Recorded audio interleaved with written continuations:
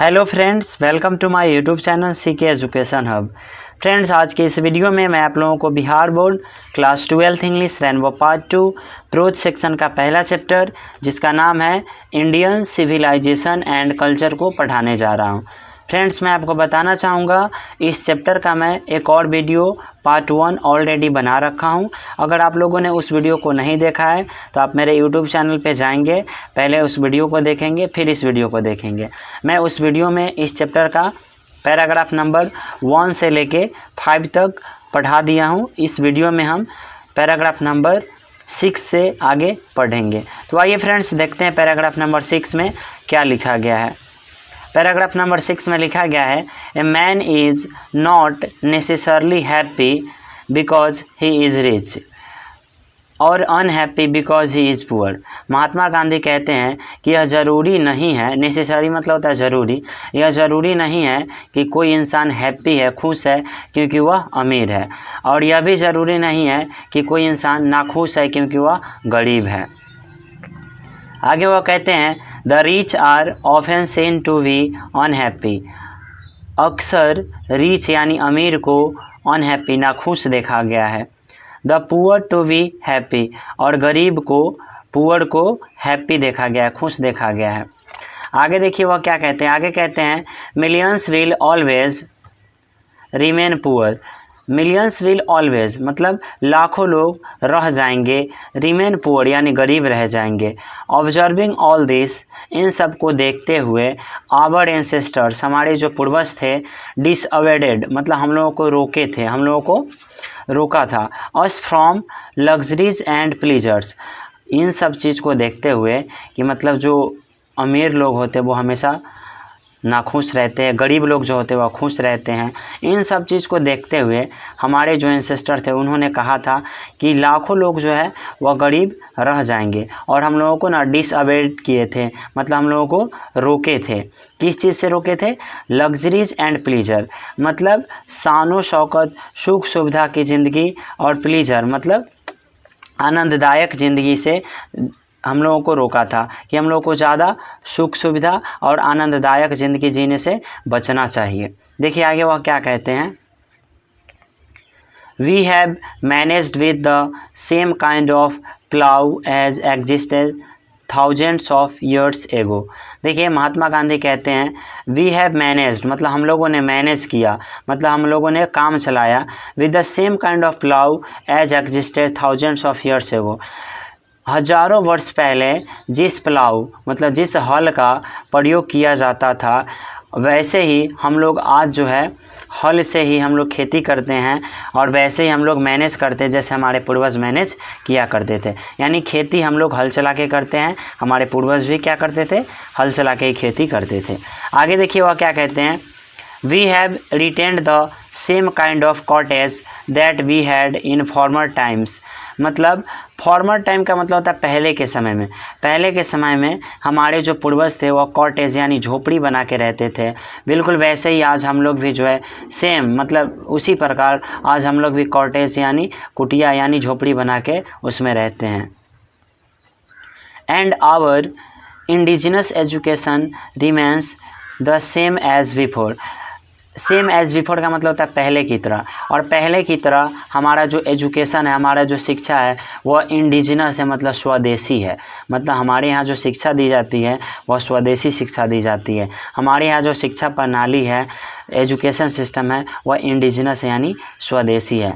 हम लोग जो है पहले हमारे पूर्वज जैसे कॉटेज बना के रहते थे, झोपड़ी बना के रहते थे, वैसे ही आज हम लोग भी झोपड़ी बना के रहते हैं।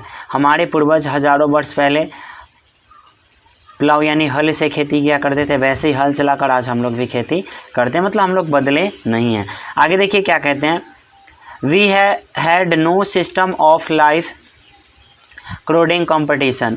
मतलब हम लोगों का जो इंडियन सिविलाइजेशन है, अंग्रेजी सभ्यता नहीं, इंडियन सिविलाइजेशन यानी अपना जो भारतीय सभ्यता के अधीन में रहने वाले जो लोग हैं वहाँ पर ना लोगों में कोई भी मतलब लाइफ क्रोडिंग कंपटीशन नहीं है, यानी गला कट प्रतियोगिता नहीं है, मतलब जीवन को बर्बाद करने वाला कोई प्रतियोगिता नहीं है। जबकि वेस्टर्न सिविलाइजेशन में, पश्चिमी सभ्यता में लोगों में बहुत ज़्यादा कंपटीशन देखने को मिलता है। देखिए आगे क्या कहते हैं, each followed his own occupation और trade and charged a regular wage. मतलब यहाँ पे कंपटीशन नहीं था, मतलब ईच फॉलोड मतलब प्रत्येक लोग जो थे वो फॉलो करते थे, यानी लगे रहते थे ओन ऑक्यूपेशन अपने अपने पेशों में, और ट्रेड और अपने अपने व्यापार में, and charged a regular wage और उसके बदले में वो अपना नियमित वेज यानी नियमित मजदूरी लिया करते थे। मतलब उनका जो वेज होता था, उनका जो मजदूरी हुआ करता था वो ले लेते थे। देखिए इसमें महात्मा गांधी कहते हैं कि अपना जो भारतीय सभ्यता को मानने वाले लोग हैं, यहाँ पर ना लाइफ क्रॉडिंग कंपटीशन नहीं है, मतलब यहाँ पे गला कट प्रतियोगिता नहीं है। सब लोग जो है अपने अपने काम में लगे हुए हैं और अपने काम के बदले जो उनका उचित मजदूरी होता है वह लेते हैं। यहाँ पे किसी को किसी से कोई कंपटीशन करने की ज़रूरत नहीं है। देखिए आगे वह कहते हैं it was not that we did not know how to invent machinery. अच्छा, इसका मतलब ये नहीं है कि हम लोग जो है मशीनरी यानी मशीनों का इन्वेंट, मशीनों का खोज करना नहीं जानते हैं, मशीनों को बनाना नहीं जानते हैं, ऐसी बात नहीं है। देखिए आगे कहते हैं but our forefathers knew that if we set our hearts after such things we would become slaves and lose our moral fiber। देखिए हमारे जो एंसेस्टर थे उन्होंने हम लोगों को बताया है कि ऐसा नहीं कि हम लोग मशीनों का खोज करना नहीं जानते हैं, लेकिन अगर हम लोग मशीनों का खोज कर लेते हैं, अगर हम अपना हार्ट्स अपना अगर दिल जो है ऐसे वस्तुओं से, मशीनों से अगर अपना दिल लगा बैठते हैं तो हम लोग जो है उन मशीनों के स्लैब्स बन जाएंगे, उन मशीनों के गुलाब बन जाएंगे और लॉस आवर मॉरल फाइबर, और हम लोग का जो चरित्र है वो उसको हम लोग क्या कर देंगे, खो देंगे। मतलब इसमें बताया गया है कि अगर हम लोग मशीनों से काम करेंगे तो मशीनों के गुलाम बन जाएंगे, हम लोग खुद से कुछ कर नहीं पाएंगे, तो हमारा जो योग्यता है, हमारा जो मॉरल फाइबर है उसको हम लोग क्या कर देंगे, खो देंगे। देखिए आगे वो क्या कहते हैं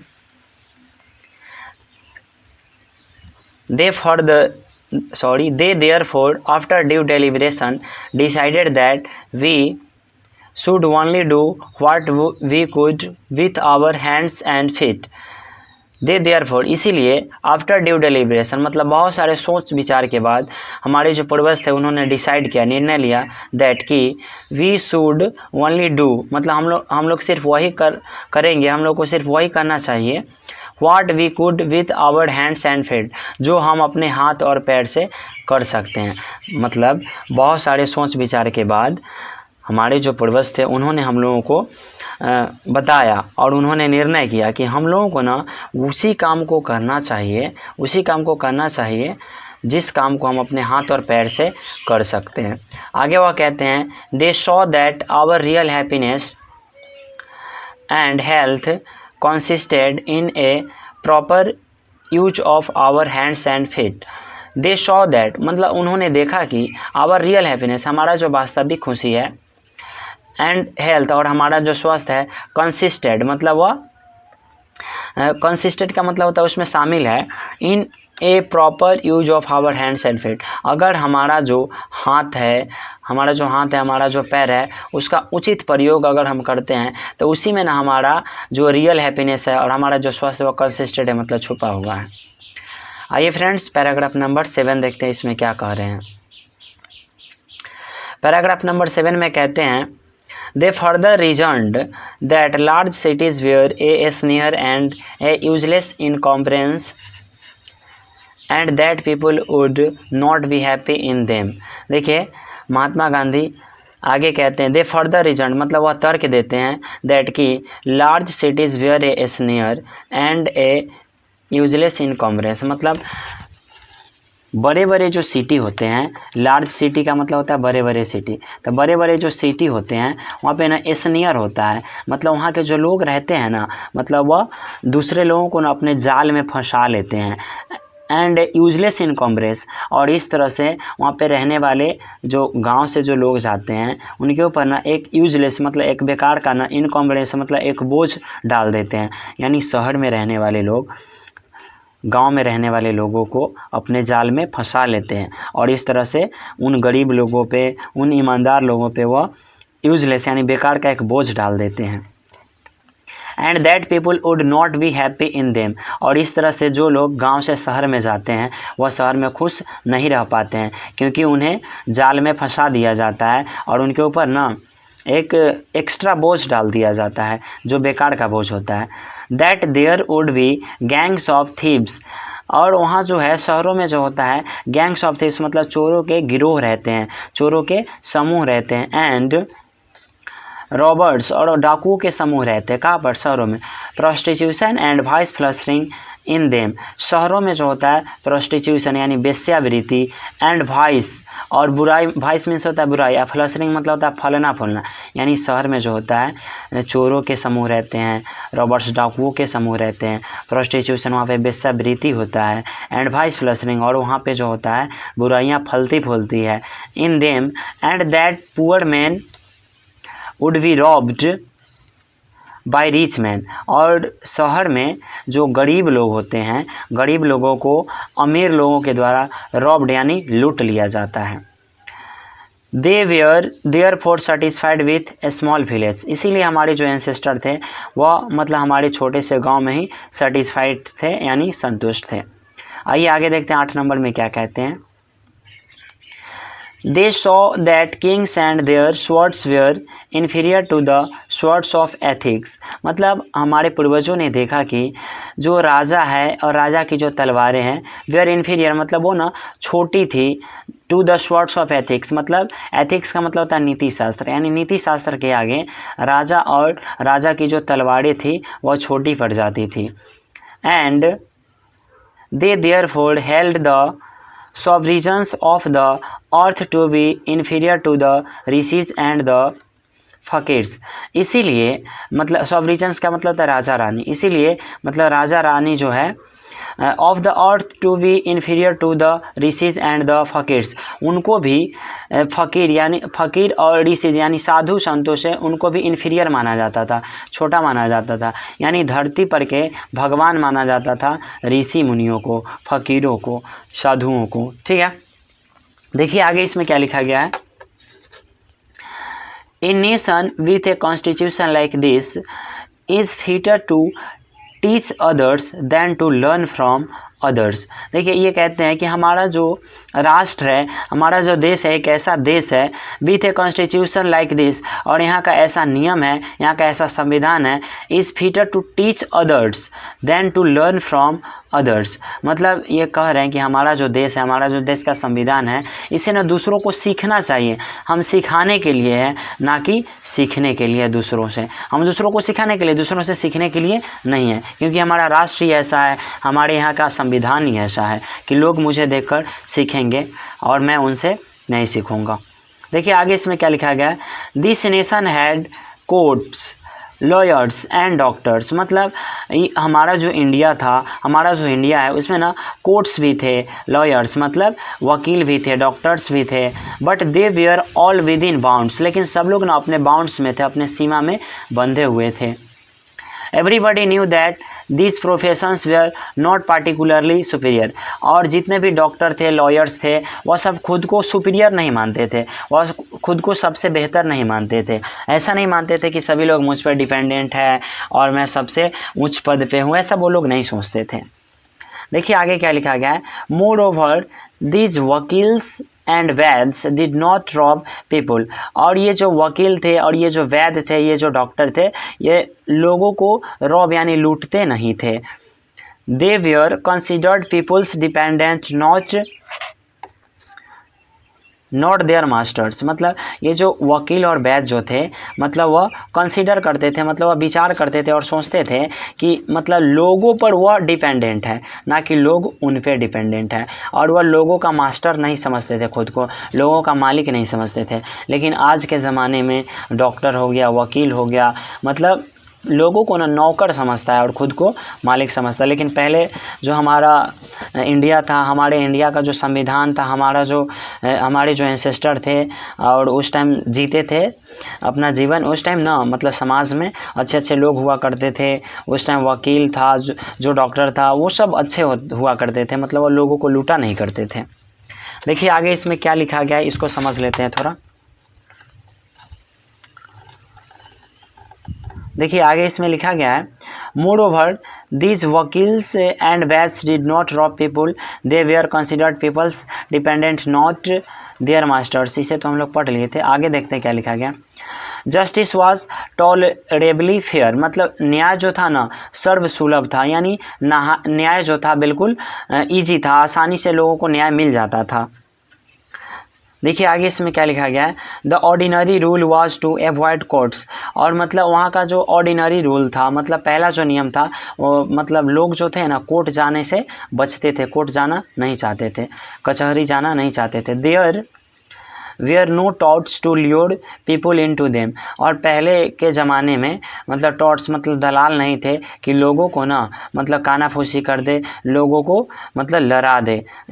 पहले ज़माने में टॉट्स नहीं हुआ करते थे, दलाल नहीं हुआ करते थे जो लोगों को भड़का दे और लोगों को झगड़ा करवा दे। This evil too was noticeable only in and around capitals, और इस प्रकार के जो टॉट्स थे और जो चोर डाकू बदमाश जो रहते थे, ये इन सभी प्रकार की जो एविल जो बुराइयाँ थी वह जो है कहाँ पे देखने को मिलती थी, कैपिटल्स यानी शहरों में, यानी राजधानियों में देखने को मिलती थी। देखिए आगे लिखा गया, the common people lived independently and followed there agricultural occupation, जो कॉमन पीपल थे, जो साधारण लोग थे, वह जिया करते थे, स्वतंत्रता पूर्वक जिया करते थे। एंड फॉलोड, वो लगे रहते थे, देयर एग्रीकल्चरल ऑक्यूपेशन, अपने उनका जो खेती बाड़ी का जो पेशा था उसमें वह लगे रहते थे। दे इंजॉयड ट्रू होम रूल, और इस प्रकार से जो हमारे एंसेस्टर थे वह ट्रू होम रूल को मतलब गांव के नियम का क्या किया उन्होंने, मतलब इंजॉय किया, मतलब आनंद लिया। देखिए फ्रेंड्स, ये पैराग्राफ नंबर 8 में बताया गया था कि पहले के ज़माने में जो राजा रानी हुआ करते थे और उनकी जो तलवारें हुआ करती थी, एथिक्स यानी नीति शास्त्र के सामने कुछ भी नहीं था। पहले के ज़माने में जो ऋषि मुनि हुआ करते थे, साधु संत हुआ करते थे, मतलब राजा लोग जो थे उनके सामने अपना सिर झुकाया करते थे, मतलब राजा रानी का भी मतलब उससे भी ऊंचा पद दिया जाता था साधु संत को। पहले के ज़माने में जो डॉक्टर थे, वकील थे, वह लोगों को लूटते नहीं थे, लोगों को अपना नौकर नहीं समझते थे, और लोग जो है उन पे डिपेंडेंट नहीं हुआ करते थे। उनका मानना था कि हम लोगों पे डिपेंडेंट हैं, लोग हम पे डिपेंडेंट नहीं हैं। देखते हैं अगला पैराग्राफ में क्या बताया जा रहा है। अगला पैराग्राफ अब हम लोग पढ़ते हैं। पैराग्राफ नंबर 9 में लिखा गया है, the Indian civilization as described by me has been so described by its votaries. देखिए वोटरीज का मतलब होता है समर्थक या प्रेमी कहते हैं, ठीक है। वोटरीज का अर्थ क्या होता है, समर्थक या प्रेमी। महात्मा गांधी कहते हैं कि भारतीय सभ्यता यानी इंडियन सिविलाइजेशन का व्याख्या जिस प्रकार मैंने किया है, has been so described by its votaries, बिल्कुल वैसे ही भारतीय सभ्यता यानी इंडियन सिविलाइजेशन का व्याख्या किया गया है इसके वोटरीज यानी इसके प्रेमियों के द्वारा, इसके समर्थकों के द्वारा। यानी भारत के जो प्रेमी हैं, भारत के जो समर्थक हैं, उन्होंने वैसे ही भारतीय सभ्यता का व्याख्या किया है जैसे हमारे महात्मा गांधी जी ने किया था। In no part of the world and under no civilization have all men attained perfection। देखिए महात्मा गांधी कहते हैं कि किसी भी संसार के किसी भी देश में रहने वाले लोग और संसार के किसी भी सभ्यता के अधीन में रहने वाले लोग, देखिए यहाँ पे अंडर नो सिविलाइजेशन मतलब किसी भी सभ्यता के अंडर में रहने वाले लोग, have all main attend perfection, मतलब वह, देखिए मैं दोबारा इसको बोल दे रहा हूँ, समझ में नहीं आएगा आप लोगों को। इसमें बताया गया है कि ऐसा नहीं है कि सिर्फ मतलब भारत के ही भारतीय सभ्यता के अधीन में रहने वाले लोग ही परफेक्ट नहीं हैं, मतलब दूसरे सभ्यता में जो लोग रहते हैं वो भी पूरे तरीके से परफेक्ट नहीं होते हैं, ये बात इसमें लिखा गया है। The tendency of Indian civilisation is to elevate the moral being that of the western civilisation is to propagate immorality. देखिए इसमें लिखा गया है अपना जो इंडियन सिविलाइजेशन उसका एक टेंडेंसी, उसका प्रवृत्ति है, is to elevate the moral being, कि यह ना नैतिकता को एलिवेट करता है, मतलब नैतिकता को बढ़ावा देता है। That of the western civilisation is to propagate immorality, जबकि जो वेस्टर्न सिविलाइजेशन है वह प्रोपेगेट करता है, प्रचार प्रसार करता है इमोरलिटी का, अनैतिकता का। देखिए आगे क्या लिखा गया है, the latter is godless, the former is based on belief in God. देखिए इसके हिंदी को समझते हैं। लेटर कहा गया, लेटर मतलब होता है बाद वाला, तो लेटर कहा गया है आधुनिक सभ्यता को, मॉडर्न सिविलाइजेशन को, जिसको हम लोग वेस्टर्न सिविलाइजेशन भी कहते हैं, यूरोपियन सिविलाइजेशन भी कहते हैं। तो वेस्टर्न सिविलाइजेशन जो है ना वो गॉडलेस है, उसको ना भगवान में विश्वास नहीं है। The former is based on belief in God, यहाँ फॉर्मर कहा गया इंडियन सिविलाइजेशन को, इंडियन सिविलाइजेशन को हम लोग एंशिएंट सिविलाइजेशन, ईस्टर्न सिविलाइजेशन और फॉर्मर सिविलाइजेशन भी कहते हैं, यानी पुरानी सभ्यता। तो अपना जो इंडियन सिविलाइजेशन है, जो पुरानी सभ्यता है, बेस्ड ऑन मतलब वो आधारित है, बिलीफ इन गॉड मतलब भगवान में इनको विश्वास है, यानी भारतीय सभ्यता के अधीन में रहने वाले जो लोग हैं उन्हें भगवान में यकीन है, भरोसा है। लेकिन पश्चिमी सभ्यता के जो लोग हैं, उनके अधीन में रहने वाले जो लोग हैं, उनको ना मतलब भगवान में विश्वास नहीं है। इसीलिए कहा गया है the latter is godless, the former is based on a belief in God. आइए आगे देखते हैं इसमें क्या लिखा गया है। आगे इसमें बताया गया है so understanding and so believing it behoves every lover of India to cling to the old Indian civilization even as a child cling to the mother's breast. आइए इसमें कुछ वर्ड्स है उसको समझ लेते हैं। क्लिंग मतलब होता है मतलब जुड़े हुए रहना या चिपके हुए रहना, ठीक है। देखिए यहाँ पे क्लिंग्स का वर्ड यहाँ पर भी किया गया। बिहोव्स का मतलब होता है प्रतीत होना, बिलीव का मतलब होता है विश्वास करना। महात्मा गांधी ना समझते हैं और उन्हें ना बहुत विश्वास है और वह ऐसा मानते हैं, उन्हें ऐसा प्रतीत होता है कि जितने भी भारतीय हैं, ठीक है, जितने भी भारतीय हैं उनको ना अपने इंडियन सिविलाइजेशन से, अपने ओल्ड इंडियन सिविलाइजेशन यानी पुरानी भारतीय सभ्यता से क्लिंग रहना चाहिए, जुड़े हुए रहना चाहिए, वैसे ही जुड़ा रहना चाहिए जैसे एक बच्चा जो होता है, एक चाइल्ड जो होता है वह क्लिंग रहता है मतलब जुड़ा हुआ रहता है अपने माँ के सीने से, ठीक है।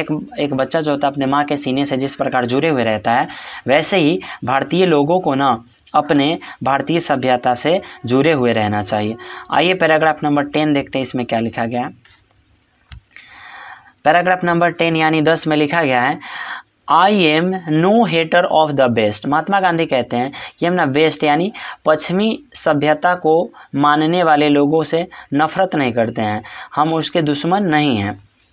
I am thankful to the best for many a thing I have learned from western literature. Mahatma Gandhi कहते हैं कि हम जो है पश्चिमी सभ्यता को मानने वाले लोगों से नफ़रत नहीं करते हैं, हम तो उनको धन्यवाद देना चाहते हैं, थैंक यू कहना चाहते हैं, क्योंकि उनका जो वेस्टर्न लिटरेचर है, उनका जो पश्चिमी सभ्यता है, उससे ना हमें बहुत कुछ ना लर्न करने को मिला है, बहुत कुछ सीखने को मिला है।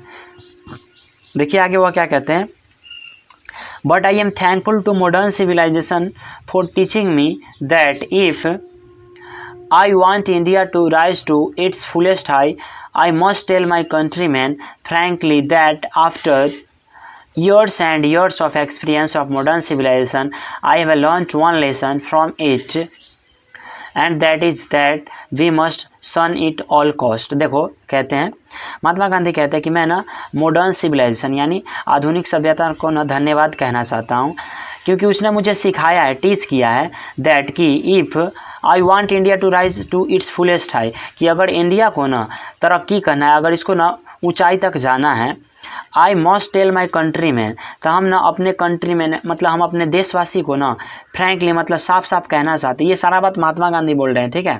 वह कहते हैं कि आधुनिक सभ्यता से ना हमें एक चीज़ सीखने को मिला है कि अगर हमारा जो ये देश है अगर फुलेस्ट हाइट मतलब ऊंचाई तक जाना चाहते हैं, तो मैं अपने देशवासियों को ना साफ साफ एक बात बताना चाहता हूँ, और वो साफ क्या कहना चाहते हैं, देखो, after years and years of experience मतलब वर्षों के एक्सपीरियंस, वर्षों के अनुभव के बाद, ऑफ मॉडर्न सिविलाइजेशन आधुनिक सभ्यता के वर्षों के अनुभव के बाद, महात्मा गांधी को एक बात पता चला है। क्या चला है, I have learned one lesson, मतलब इनको ना एक लेसन, एक पार्ट सीखने को मिला है from it, and that is that we must shun it all cost, मतलब किसी भी कीमत पर हमको ना वेस्टर्न सिविलाइजेशन से सन यानी दूर रहना चाहिए, किसी मतलब कुछ भी हो जाए लेकिन वेस्टर्न सिविलाइजेशन को फॉलो नहीं करना चाहिए। देखिए 10 नंबर पैराग्राफ में महात्मा गांधी कहते हैं कि पश्चिमी सभ्यता और पश्चिमी साहित्य से मुझे एक चीज़ सीखने को मिला है कि अगर इंडिया को ना ऊंचाई तक जाना है, इंडिया को ना डेवलप करना है, तब वेस्टर्न सिविलाइजेशन को फॉलो नहीं करना चाहिए किसी भी कीमत पर। आइए 11 नंबर देखते हैं इसमें क्या लिखा गया है। What is that modern civilisation, मतलब मॉडर्न सिविलाइजेशन क्या है, आधुनिक सभ्यता की है क्या है। It is the worship of the material, ये जो है ना मटेरियल यानी वस्तुओं की पूजा है। वर्शिप मतलब होता है पूजा, ठीक है। It is the worship of the brute in us, मतलब ये जो है ना हमारे अंदर जो ब्रूट है, हमारे अंदर जो बुराई है, इसकी पूजा है। मतलब मॉडर्न सिविलाइजेशन क्या है, तो हमारे अंदर जो बुराई छुपी हुई है उसका क्या है, ये पूजा है। आगे कहते हैं it is unadulterated materialism. Unadulterated का मतलब होता है कंप्लीट, मतलब पूर्ण यानी पूरा। ये पूर्ण रूप से ना मटेरियलिज्म है, मतलब पूर्ण भौतिकवाद है। And modern civilisation is nothing if it does not think at every step of the tramp of material civilisation. देखो अब ये जो वेस्टर्न सिविलाइजेशन है, मतलब ये ना अपना हर स्टेप पे, हर एक कदम पर नए नए वस्तुओं की खोज करता है, और नए नए वस्तुओं को जब खोज करता है उसको ट्रैम्प यानी विजय प्राप्त हो जाता है, तो उसी का वह क्या करता है, जश्न मनाता है। मतलब प्रत्येक स्टेप पे, हर एक कदम पे वह वस्तुओं के बारे में सोचता है, थिंक करता है, वस्तुओं का खोज करता है, और उसमें जब इसको सफलता हासिल मिलता है तो यह उसी का जश्न मनाता है। इससे ज़्यादा कुछ भी नहीं है मॉडर्न सिविलाइजेशन। यानी मॉडर्न सिविलाइजेशन जो है ना ओनली वस्तुओं की पूजा है और वस्तुओं की खोज है, इससे ज़्यादा कुछ भी नहीं है। देखिए 12 नंबर में देखते हैं इसमें क्या लिखा गया है। 12 नंबर में महात्मा गांधी कहते हैं it is perhaps unnecessary if not useless to weigh the merits of the two civilizations। मतलब महात्मा गांधी कहते हैं कि perhaps मतलब होता है शायद, यह बेकार है, मतलब अनावश्यक है, if नॉट यूजलेस अगर यह बेकार नहीं है तो। मतलब दो सभ्यताओं का ना, हम दो सभ्यताओं यानी टू सिविलाइजेशन, दो सभ्यताओं को मेरिट्स मतलब उसके योग्यता, मतलब उसके गुण का ना वे करते हैं, मतलब तुलना करते हैं या तौलते हैं। तो ये जो है ना अगर अनावश्यक है तो यह बेकार है। मतलब ये दो सभ्यताओं का अगर हम कंपेयर कर रहे हैं, दोनों में ये देख रहे हैं कि कौन अच्छा है, तो ये ना अननेसेसरी है, मतलब ज़रूरी नहीं है, और ये बेकार है। समझ में आ रहा है कि नहीं। आगे वो कहते हैं it is likely that the West has evolved a civilization suited to its climate and surroundings, and similarly we have a civilization suited to our conditions and both are good in their own respective spheres। महात्मा गांधी कहते हैं कि waste has evolve मतलब पश्चिमी देश जो है ना उन्होंने डेवलप किया है सिविलाइजेशन सभ्यता का, suited to its climate and surroundings मतलब उसके मतलब चारों उनके जलवायु और उनके चारों तरफ के हिसाब से उनका जो सभ्यता है उनको सूट करता है। और हमारा जो सिविलाइजेशन है वो भी हमको सूट करता है हमारे कंडीशंस, हमारी स्थिति के अनुसार। यानी वेस्टर्न सिविलाइजेशन जो सभ्यता को फॉलो कर रहा है उसका भी सभ्यता उसके अनुसार ठीक है, और हम लोग जिस सभ्यता का पालन करते हैं, जिस सभ्यता को मानते हैं, हम लोग का भी अपने हिसाब से ठीक है। तो फ्रेंड्स इस वीडियो में मैं पैराग्राफ नंबर 12 तक ही पढ़ाऊँगा, अन्यथा ये वीडियो बहुत बड़ी हो जाएगी तो आप लोग को ज़्यादा मज़ा भी नहीं आएगा, आप ज़्यादा बोर हो जाओगे। इसीलिए इस वीडियो में मैं पैराग्राफ नंबर 12 तक पढ़ाया हूँ, यानी 12 तक।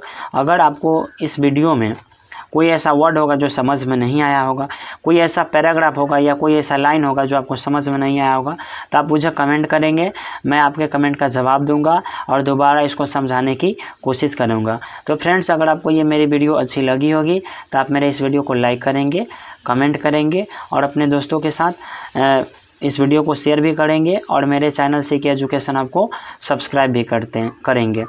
मिलते हैं इस वीडियो के 3rd पार्ट के साथ, तब तक के लिए बाय।